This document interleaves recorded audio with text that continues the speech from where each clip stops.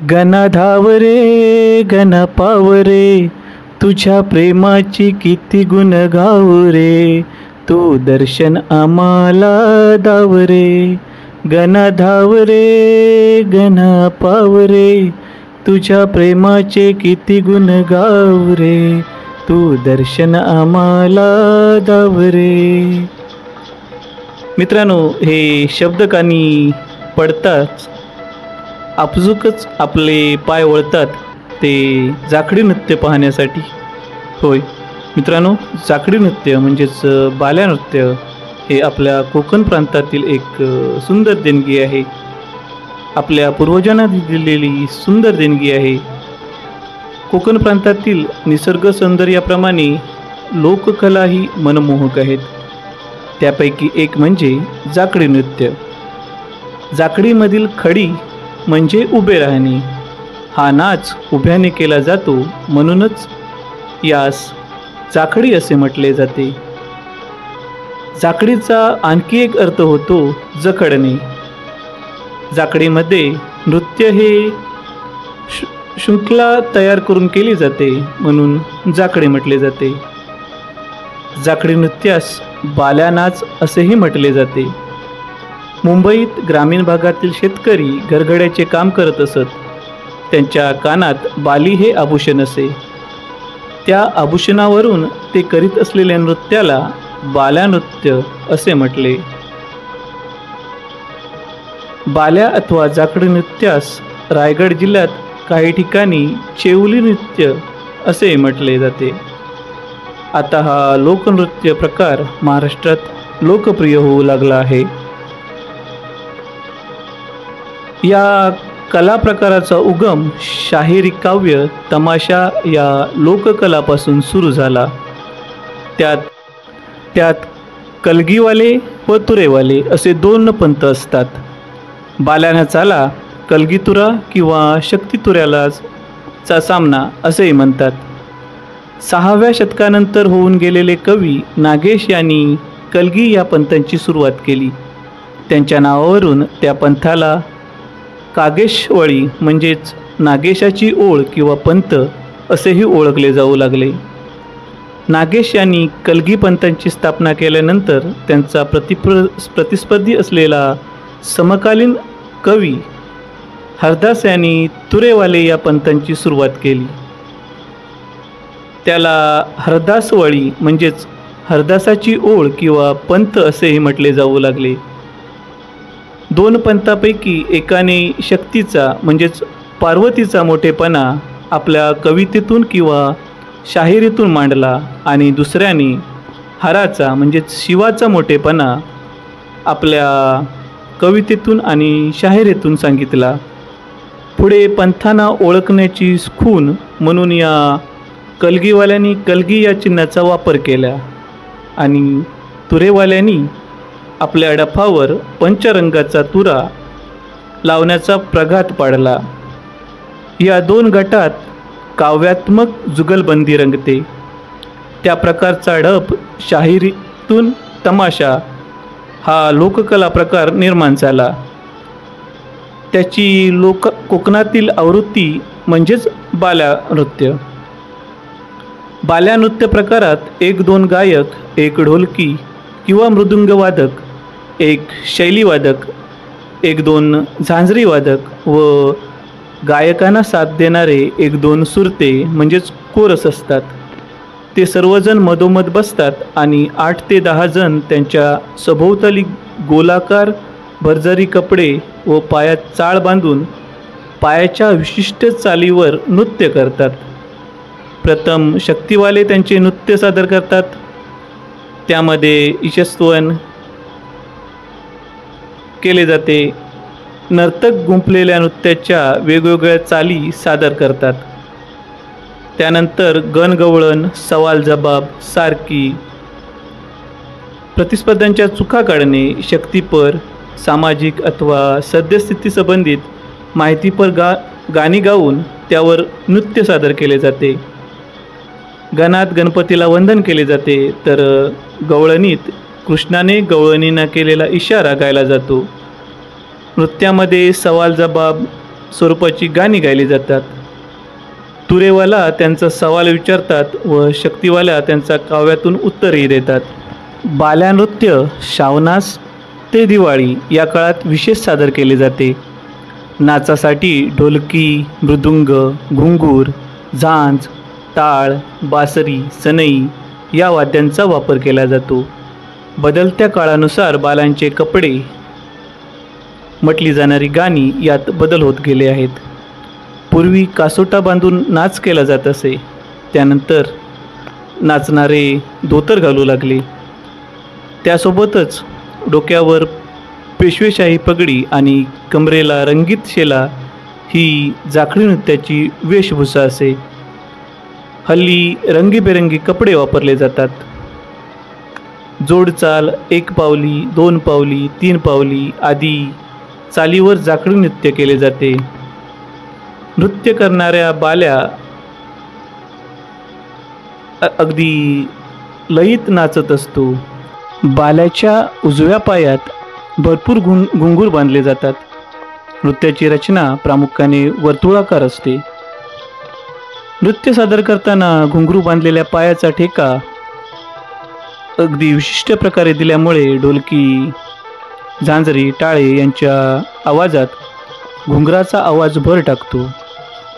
पायातले घुंगरू आणि गायकाचा उत्कृष्ट अतिशय सुंदर असा आवाज यामुळे नाचणाऱ्यांच्या अंगी उत्साह संचारत असतो आणि ते गीत वाद्यांच्या तालावर आरोळ्या देऊ लागतात.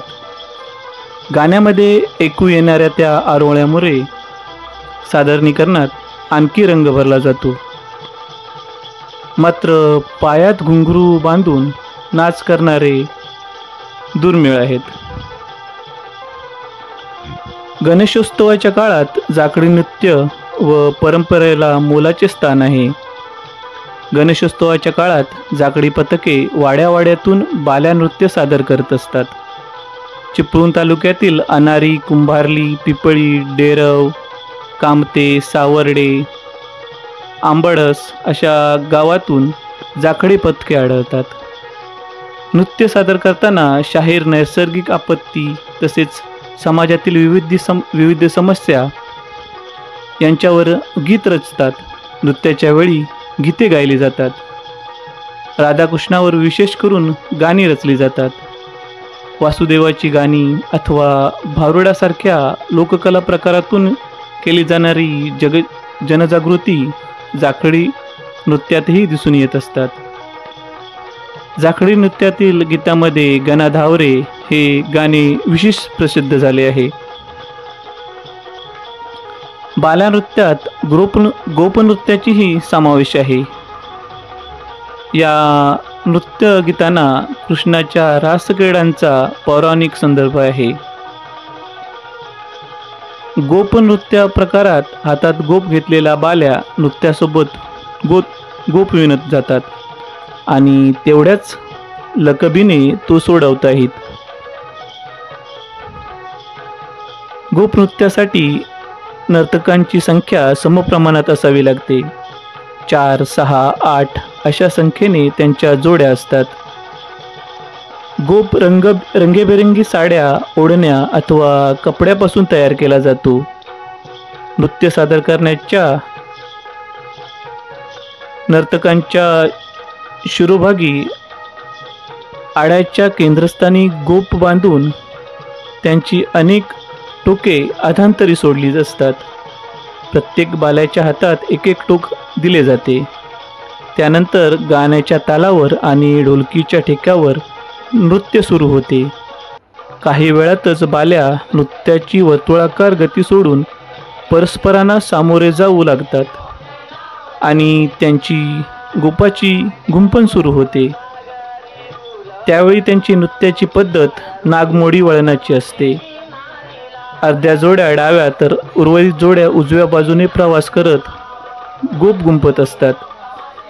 गाण्याची रंगत जसजशी वाढते तसतसा गोप घट्ट विणला जातो. त्यावेळी ढोलकीच्या ठेक्यावरील पदन्यास, परस्परांसोबत असलेली सुसूत्रता यांचे फार महत्त्व असते. चुकलेल्या एका पदन्यासामुळेही गोपाची गुंफण बिघडू शकते. एका टप्प्यावर गुंफण पूर्ण होते आणि बाल्या उत्साहाने नाचू लागतात. अनेकदा गाण्याची चाल अथवा गाणे बदलले जाते. एखादे कडवे झाल्यानंतर गोप सोडवण्याचा भाग सुरू होतो. त्यावेळी बाल्या विरुद्ध दिशेने परस्परांना सामोरे जाऊ लागतात आणि विणलेला गोप तितकाच लगबीने सोडवतात.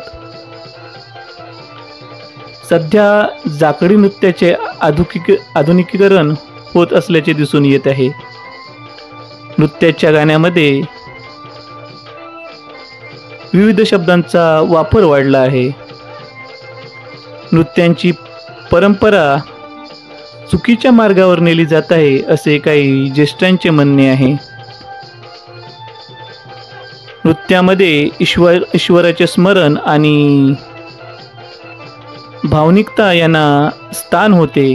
त्या जागी आता जाकडीमध्ये सिनेमांच्या गाण्याच्या चाली लावल्या जाऊ लागल्या आहेत. त्याचबरोबर गाण्यातून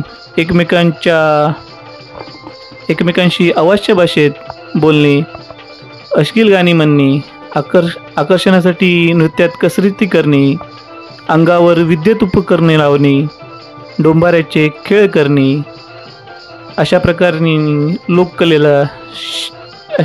प्रकारे लोककलेत शिरकाव झाला आहे. जाकडी नृत्यांच्या सीडी बाजारात येत आहेत. त्यातही चांगल्या गीताला बरोबरच विविध सिनेमांच्या गाण्यांच्या चाली लावल्या जात आहेत. जाकडी लोककलेमधील पूर्वीचा बाज कायम राहावा यासाठी काही संस्था प्रयत्नशील असतात. मित्रांनो, अशा प्रकारे आहे जाकडी नृत्याचा इतिहास आणि तो रंगतदार कसा होतो त्याबद्दल मी माहिती सांगितली आहे. आणि एक आश्चर्याची गोष्ट म्हणजे रत्नागिरी जिल्ह्यातून थेट मॉरिशसला गेलेल्या काही समाजातील लोकांनी येथील जाकडी हे नाव कायम ठेवले आहे. ते आजही तेथील लोक एकत्र मिळून जाकडी नृत्य सादर करत असतात. अशा प्रकारे हे जाकडी नृत्य मॉरिशससारख्या देशातही सादर केले जाते. कोकणातील माणसाची आज 5वी पिढी मॉरिशसमध्ये नांदत आहे आणि त्यांचा जन्म आणि वाढही तिथलाच, पण आजही पारंपरिकरित्या ते जाकडी नृत्य सादर करत असतात. अशा प्रकारे एक सुंदर असं जाकडी नृत्य हे कोकणाला मिळालेली देणगी आहे आणि हे जाकडी नृत्य आज फार मोठ्या प्रमाणात कोकणात सादर केले जाते. या जाकडी नृत्याच्या शक्तितुरेच्या बाऱ्या आजही मोठ्या प्रमाणात गणेशोत्सवाच्या काळात सादर केल्या जातात. तर हृदयाच्या ठोका चुकवणारी नृत्य, अतिशय सुंदर अशी गाणी आणि त्याला अनुसरून वेगवेगळ्या वाद्यांच्या साहाय्याने केलेले वादन हे आजच्या जाकडी नृत्याचं एक वैशिष्ट्य बनलं आहे. आज बाजारात तसेच यूट्यूब चॅनलवरती विविध जाकडी नृत्याचे गाणी गायली जातात. खास गणपतीच्या निमित्ताने काही गाणी सादर केली जातात. गायनी विविध शाहीर गाणी गात असतात. तर असा हा आपला जाकडी नृत्य, बाल्या नृत्य आजही आपल्या देशाबरोबरच परदेशातही हिट होत चाललेला आहे. तर मित्रांनो, आपली ही परंपरा अशीच राखणे आपल्याला आता काळाची गरज पडली आहे. कारण सुट्टी अभावी त्याची प्रॅक्टिस करता येत नाही. त्यामुळे अनेक कलाकार हे जाकडी नृत्य जे कलामंच आहेत ते बंद पडले आहेत. गावोगावी जे जाकडी नृत्य करणारे जी मंडळं असायची ती आता बंद पडली आहेत.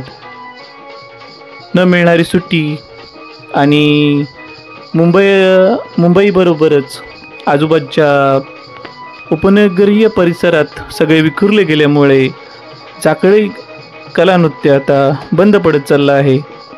तरीही मित्रांनो, जी कला सादर करतात त्यांना बळ देणं ही आपली काळाची गरज आहे. कारण ही जाकडी नृत्य टिकून ठेवणं ही आपण रसिक प्रेक्षकांची गरज आहे, ही काळाची गरज आहे. तर मित्रांनो, हा होता जाकडी नृत्यावरील माझा व्हिडिओ.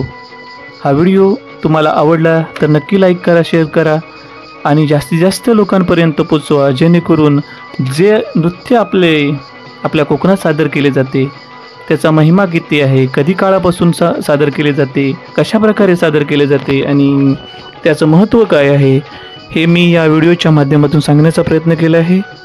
तर मित्रांनो, हा तुम्हाला व्हिडिओ आवडला तर नक्की लाईक करा, शेअर करा, सबस्क्राईब करा आणि परत भेटूया एका नवीन अशा विषयाला अनुसरून नवीन व्हिडिओमध्ये. तोपर्यंत धन्यवाद.